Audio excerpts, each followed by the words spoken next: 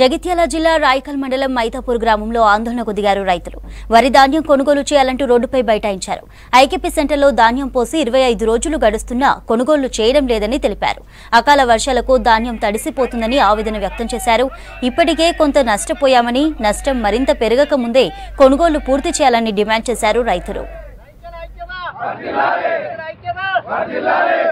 ఉద్దేశం ఏంటంటే ఇప్పుడు ఒకటే కాంట జరుగుతుంది కదా, ఈ కాంటలని పెంచి హమాలి పెంచి ఒక 10 రోజుల లోపల బీట్ మొత్తం ఖాళీ చేయించాలనేది మా ముఖ్య ఉద్దేశం. ఇందుకు కూర్చోవడానికి కారణం కూడా అదే.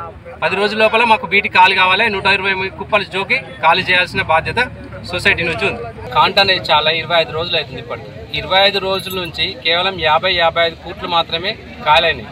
మిగతా ఉన్న 200 కూట్లకి వెళ్ళి ఒక 50 కూట్ల రైతులు ఈ వాతావరణానికి భయపడి బయట కొమ్మటోళ్ళకి అమ్ముకోవాల్సిన పరిస్థితి వచ్చింది.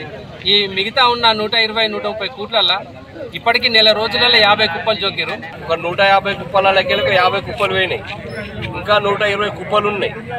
వీళ్ళు జోకక యజమాన్యం కరెక్ట్ లేక లేబరు సరైన లేరు. 6 మంది జోకుతారు 8 రోజుల నుంచి వెళ్ళి.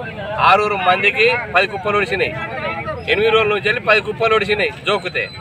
ఈ రైతులు ఎటగలేక ఏం చేస్తారు, కొమ్మటోనికి తుటికి పావుసారి 2000 కాడికి ఇస్తారు వర్షం నాంతాయని. దాని కొరకే ఈ రోడ్డుకి కూర్చుని అమ్మాలను తీసుకొచ్చి పెట్టాలా, జోకి పంపించాలా. ఈ 8 రోజులలో పోకపోతే వర్షాలు వస్తాయి. వర్షాలు వచ్చినాక అడ్డు నాంతాయి. నాయనక నాయనవి మొలక వచ్చినాయి.